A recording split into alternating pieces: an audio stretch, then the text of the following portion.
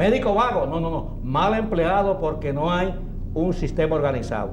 Toda institución que da servicio tiene que estar enmarcada en estos subsistemas administrativos. Y yo no soy economista. Primero, suministro. Hay que dar apoyo logístico de acuerdo a cada circunstancia y a cada centro. Contable financiero, porque si no se manejan las cifras verdaderas, no se puede trabajar a ciencia cierta.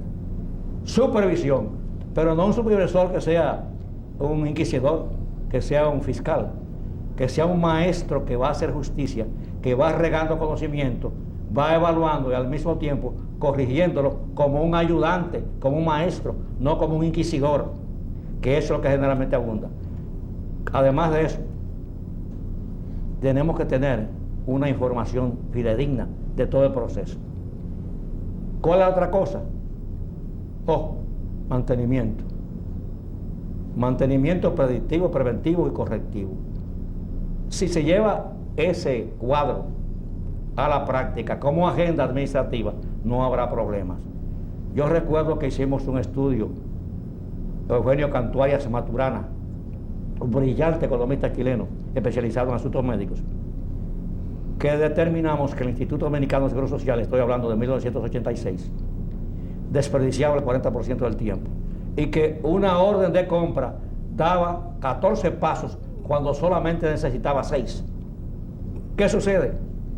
Que entonces se acumulaba la deuda, la mercancía que debía llegar a un tiempo determinado porque la enfermedad no da tregua, ni pausa, ni espera a nadie. Entonces, ¿qué pasaba? Que llegaba tarde a la recepción de mercadería con un código, con ese código se almacenaba, con ese código se distribuía y de ahí iba a la farmacia del hospital. El médico solamente sabía el nombre del medicamento cuando escribía la receta y firmaba, pero no tenía nada que ver con compra, con el almacenamiento, ni con el manejo de eso. Pero la maldición era del médico, porque era quien estaba dando la responsabilidad. Además, si hacemos justicia, ¿qué es un médico? Un médico es una persona o una médica que estudia para la profesión 19 años y la especialidad 3, 4, 5. Pero también el médico tiene que renunciar a la juventud porque en cualquier festividad lo sacan rapidísimo porque hay una emergencia. Los residentes entran al hospital a las 7 de la mañana y salen a las 4 a bañarse y a estudiar de nuevo para el otro día, y eso dura 3 o 4 años. Cuando se gradúan no pueden vender su capacidad. Y yo me pregunto, cuando se enfermó, por ejemplo, el vicepresidente con el dengue, ¿recurrió a quién? ¿Ingeniero, abogado, economista? Médico. Dice un viejo adagio, sobre todo muy común en Costa Rica: los países se conocen por el escándalo. Yo agrego, los médicos se conocen por la discreción en el ejercicio de su apostolado. Tiene que ser discreto. Y además, el médico no gana gran cosa. Cualquier legislador aquí, de baja categoría. ¿Y un regidor? ¿Un regidor? ¿Qué curso tiene que hacer? ¿Cuántos años tiene que estudiar? Pero gana 150 mil pesos. Hay regidores que ganan aquí hasta 100 mil pesos. Bueno, 10, 12 o 14 veces más que un médico, que un residente. Y yo me pregunto, ¿es irrisorio que el médico gane 58 mil pesos? No, deberían ser 70 mil pesos, porque hay muchos empleados que no han tenido que estudiar gran cosa y se gana mucho más. Yo recuerdo, además después el Dios da la vida y el médico preserva la vida. Y si no la preserva, enseña a vivirla, porque el médico tiene un compromiso: evitar, prevenir, si hay que evitar, mejorar, curar y siempre consolar a enfermos y a los que están en torno a dicho enfermo. Pero eso no se ve. Además, otra cosa, el pueblo no cree en médico a pie. El pueblo tampoco cree en democracia a pie. El funcionario que no tiene un carro, y ahora con el asunto de la fiebre de las jipetas, el que no la cambia periódicamente está atrasado, entre comillas, porque la vanidad lleva hasta esos extremos, que si no tiene una expresión demasiado grande de riqueza, de bienes y servicios, no es un importante, no tiene competitividad, que es la competencia maquillada, nada más. Ahora, doctor, con honestidad, usted como médico de vía data, ¿cuál usted cree que debe ser un salario para un médico? Que no sea el un salario para los médicos. Ujú. Debe ser que trabajen 8 horas, quienes quieran las 8 horas, y 4 horas, quienes quieran 4 horas de trabajo. Es decir, el que Entonces entra yo por lo creo menos- que el salario el debe que- ser 75,000 pesos. El que entra al Weibal, usted quiere que entre a las 8 de la mañana y que se vaya a las 12 del día, 4 horas, O que entre a las 8 de la mañana y se vaya a las 2. a las 2, Sí. 6 horas. 6 horas, 6 horas. O 8 horas. Porque aquí se ensayó cuando Trujillo una tanda nocturna, no funcionó. No funcionó porque cogía la tanda nocturna, los que estaban apoyados. Y se iban cuando le daba la gana. Siempre ha sido así, no ha habido nunca un control tan eso. Ahora, los pueblos se ponen de moda de acuerdo a los comunicadores. Si tú comienzas a decir aquí que la habichuela es una droga que mata a corto plazo, a largo plazo, y lo dice otro medio, más del 70% de la población va a creer que mata la habichuela.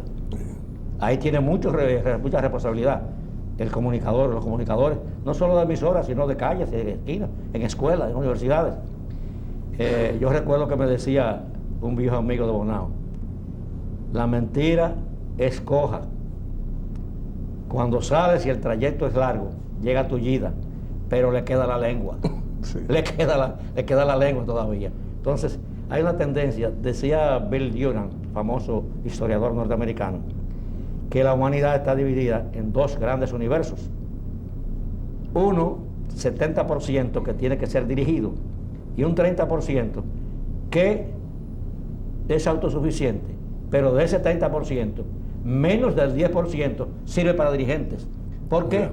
Porque el dirigente tiene que entender el problema del otro, ver los pros y los contras, ayudar y ver más allá de la curva, el individuo que piensa qué puede venir en el futuro.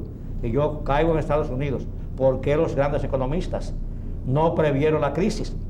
¿Por qué un país tan poderoso se tambalea sencillamente? Y aquí yo vi, por ejemplo, la crisis de Hipólito, que yo creo que era una tonterita comparada con esa. Ya. Primero, porque la capacidad de la República Dominicana administrativa tiene que ser inferior a Estados Unidos. Y como decía Juan Bosch, cuando a los yanquis le da una gripe, República Dominicana padece una neumonía. Doctor Vargas Henao y amigos televidentes, vamos a unos mensajes comerciales para luego seguir con esta interesante entrevista con el doctor Caraciolo Vargas Henao, quien es el vicepresidente del Partido Revolucionario Socialdemócrata.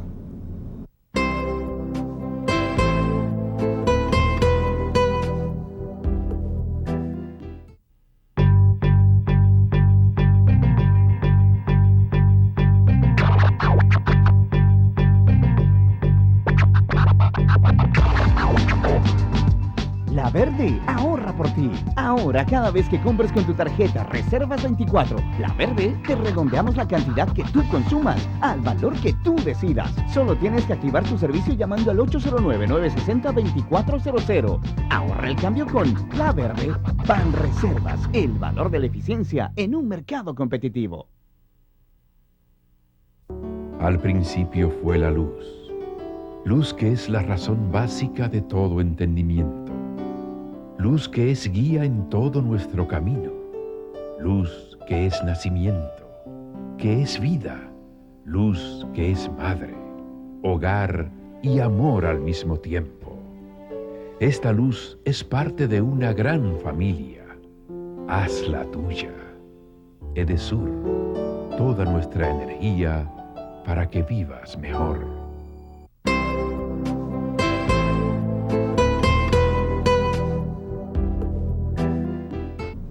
Doctor Vargas Henao, vamos ahora al plato fuerte, a la literatura.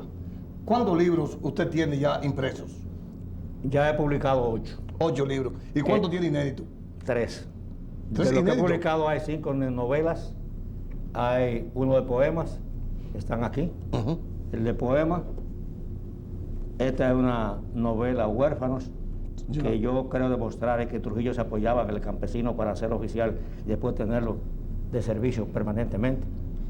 Extranjera, este es un término que yo lo he creado, es el dominicano que vive pensando en el exterior, el país que sueña pero que no existe. Camino sin huellas, ahí está la historia de la voz del Yuna en Bonao y una semblanza de Petán y de la educación de entonces. Emilio Limpiabotas, que produjo Fiebre en 1967. Esto es un tratado, una novela histórica que diseca, por decirlo así, la intervención norteamericana, con sus pros y sus contras, y que se repitió cuando yo lo estaba escribiendo. Tengo aquí medio siglo. Yo te diría que esto es mi peregrinaje por el Instituto Dominicano de Estudios Sociales, por consultorios, policlínicas y hospitales, y además mi salida del país para hacer un curso de medicina interna en Miami, donde yo viví momentos muy buenos porque aprendí a estudiar. Y aquí está. Esa es la obra. Su obra cumbre.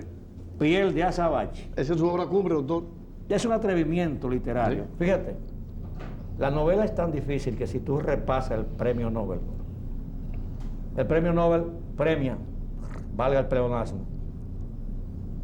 medicina, física, química, literatura, pero la inmensa mayoría de los premiados son los libros novelas. Las novelas son las que tienen la voz cantante en los premios Nobel. Y aquí hay un atrevimiento porque yo tengo aquí historia pura, documentos fidedignos, prácticamente fotocopiados, con productos de la imaginación. ¿Por qué la imaginación? Yo comparo la novela con un bizcocho. Harina, azúcar, fuego. Pero hay una cosa. ¿Qué es lo que hace caro el bizcocho? El suspiro, la decoración. Entonces la novela se vende más, se entiende mejor, se degusta más cuando tiene un poco de fantasía. Y ahí tú verás que es la vida de Peña Gómez, aunque tiene otro nombre. Lo verás que qué piensa él en una cueva, huyendo por política. Y lo mismo también describo el entierro completo, desde que apareció en la Loma del Flaco hasta que lo enterraron. Y como te decía en un coloquio informal, yo digo que Peña Gómez fue un líder universal muy publicitado, pero poco conocido. Cuando digo poco conocido, no es una paradoja, es el Peña Gómez ser humano, el Peña Gómez social, el Peña Gómez político, el individuo que le dolía cuando tenía que atacar a otro adversario político. ¿Usted vivió eso? Sí, lo viví. Una vez lo encontré muy compungido. Digo, ¿qué te pasa? Dice, he tenido que, como se dice vulgarmente, encuerar un amigo, y eso me duele, en el hondón de mi conciencia. Él usaba mucho ese término. En el hondón de mi conciencia está eso, decía. Pero ese era el Peña Gómez político. El Peña Gómez político, pero humano. No el que tenía la política tipo Balaguer, que era una matemática. 2 por 2, 4, me conviene o no me conviene. Ni odio, ni quiero. ¿Qué diferencia había entre Peña, Bosch y Balaguer?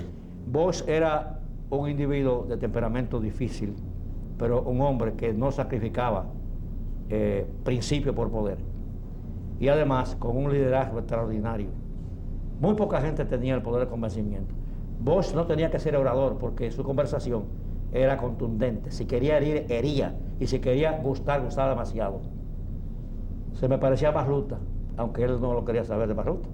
Masluta tenía demasiado carisma. No así la permanencia en el trabajo que tenía Bosch, Balaguer y Peña Gómez. Balaguer era un individuo romántico en el fondo, si tú lees los poemas, Sí. pero demasiado pragmático, demasiado práctico, Sí. y demasiado descarnado a la hora de actuar. Porque era Si le convenía la política, no tenía que ver. Se llevaba entre los pies todo lo que estuviera en el medio. Pero Peña Gómez... Porque amaba el poder. Amaba el poder, demasiado. Pero Peña Gómez no sacrificaba principios. Y además, era un romántico que ejercía el romanticismo en la política. No llegó a presidente porque este país tiene el color como un estigma. Todavía. Y la discriminación racial empezó en el propio PRD. Si no, ¿de qué color era Bosch? ¿De qué color era Masluta? ¿De qué color era Molina Ureño? ¿De qué color Jorge Blanco? ¿De qué color Hipólito? Y recuérdate que cuando estaba el lío, por decir así, entre Masluta y Peña Gómez, las masas del PRD repetían: Masluta candidato, Peña Gómez el líder del partido. Líder máximo, pero no que aspirara a la presidencia. Sí, así era. De manera que también el partido tuvo bastante culpa. Y hay ahí una renuncia copiada al pie de la letra de él para dar paso a que las aguas corrieran por su nivel. Así lo dice. Pero Peña a veces tenía complejo. Yo no diría que complejo. Tenía demasiados golpes morales dados. Todo lo que hacía era porque quería ser presidente de Haití e unir esta república con Haití. Decían, un niño que nace y lo encuentran abandonado y lo negrean y lo vejan con una inteligencia muy fuera de serie, que la sociedad lo margina, ya no es complejo, ya es una reacción a una agresión repetida a través de muchos decenios. Y fue muy injusto el universo de enemigos y algunos amigos que por negro le cerraban las puertas, aunque no lo dijeran, pero también le captaban. Y recuérdense que Lilis fue presidente negro, y si fue tirano, algo incentivó su espíritu tiránico, que fue que lo negreaba demasiado también. Y aquí, por eso yo digo, permíteme leer esto. Sí. Yo digo aquí como manera de introito, Piel de Azabache es una muestra reducida de historia, realidad y, por qué no, de fantasía. Es además un atrevimiento literario porque pone a interactuar personajes reales de carne y de hueso con otros que son producto de la imaginación del autor. Esta obra creemos haberle hecho justicia a un hombre de pensamiento y acción con corazón de niño, que fue víctima del color de su piel, de su propia grandeza y de quienes ignoran que solo existe una raza, la humanidad. Pongo ese introito para que más o menos se tenga una caricatura literaria y novelesca del Peña Gómez que se presenta en esa novela, y hay muchos aspectos que no cuentan la historia que se ha escrito sobre él. No hay ningún interés de que se falsee la verdad, porque yo fui su amigo, fui médico de él cuando estaba huyendo. Nunca pasé facturas, la voy a pasar. ¿Cómo huyendo? En 1964, en febrero, se presentó el doctor Manolo Vargas Suárez, un primo mío, que era diputado. Fue diputado después. Y me dice, Peña Gómez está huyendo y tiene miedo a que lo envenenen y está enfermo. Digo, tráeme. Lo más que podemos caer presos es tú y yo. Fue allá y brincando el secreto médico, porque no lo voy a decir. Cuando lo examino, le entrego la medicina y él se para y me dice, ¿cuánto te debo? Digo, tú me debes la libertad de este pueblo. Se sentó. Me dice, sí, yo voy a demostrar, palabras textuales, yo voy a demostrar que los comunistas y los izquierdistas recalcitrantes de República Dominicana están equivocados. Para hacer la revolución tenemos que dividir los militares en dos, los que nos apoyan y por supuesto el otro bando va a reaccionar, y la sociedad civil. ¿Cómo lo haré yo? Y recuérdate que el 24 de abril él fue a un programa de radio y no aparecía el himno nacional, y entonces puso la Marsellesa al pueblo pidiéndole que se tirara a la calle. Todavía resuenan en mi memoria aquel ta ta ta, ta ta ta, la bocina de los carros públicos y privados, libertad, libertad, libertad, y el pueblo enardecido pidiendo libertad. Cuando él llega al Radio Televisión Dominicana, un guardia le pega un falo en el pecho, y cuando iba a disparar, Morillo López, se lo arrebató, pero lo esposaron, lo llevaron a la policía, y después de ahí lo llevaron a el campamento 16 de agosto. Luego es una peregrinaje del muy largo que yo no lo voy a escribir aquí. Yeah. Pero hay que juzgar a Peña Gómez, lo desprendido que era, el individuo que se paseó por el mundo, llevando el nombre de República Dominicana en letras doradas. Fíjate que a él le concede España un honoris causa, y aquí los antipeñagomistas de siempre dijeron que era una farsa de la Internacional Socialista y que fue un convenio para que se celebrara. Doctor Vargas Arnau, lamentablemente el tiempo ha sido determinante para que esta interesante entrevista haya concluido. Sin embargo, le vamos a dar unos cuantos segundos para que usted se despida del pueblo dominicano. Pueblo dominicano, yo creo haberte servido con amor, sin intereses pecuniarios. Y ahora te entrego mi 8º hijo literario, Piel de Azabache. En la negrura de esa piel había oro, había alboradas y había patriotismo. No defraudemos la memoria de Peña Gómez, porque creo que no pasará de moda y las pisadas del tiempo no van a ser tan seguras que mermen su grandeza como líder de República Dominicana, de América y del mundo. Amigas y amigos televidentes, hoy estuvo con nosotros el doctor Caraciolo Vargas Henao, quien es médico de profesión y literato. A ustedes, como siempre, damos las gracias y yo espero que estén conmigo en otro programa más de Tribuna Nacional. Hemos presentado Tribuna Nacional, una idea y producción del periodista Juan Bautista Díaz Cuevas.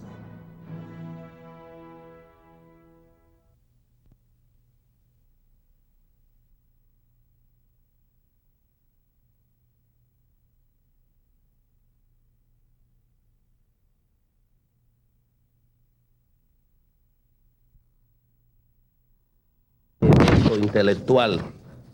21 de octubre, reconocimiento a la primera dama de la República Dominicana, doctora Margarita Cedeño de Fernández, con la entrega de un obsequio, además de la entrega de 29 nuevas cooperativas en el marco de los respectivos decretos de incorporación. 24 de octubre, inauguración de la remodelación y el remozamiento exterior e interior de la planta física principal del IDECOT en el eje capitalino. 26 de octubre, inauguración de la mega plaza de la cooperativa de los ferreteros. 29 de octubre, instalación del comité gestor para la creación de la cooperativa de mujeres. 30 de octubre, instalación del comité gestor para la creación de la cooperativa de jóvenes cooperativistas. 31 de octubre, día del ahorro escolar. El 25 de octubre, me permito hacer una regresión, celebraremos la fiesta de cierre del calendario aniversario del Instituto de Desarrollo y Crédito Cooperativo IDECOT. Con este marco de actividades pretendemos refrendar nuestro compromiso con la educación cooperativa en la República Dominicana.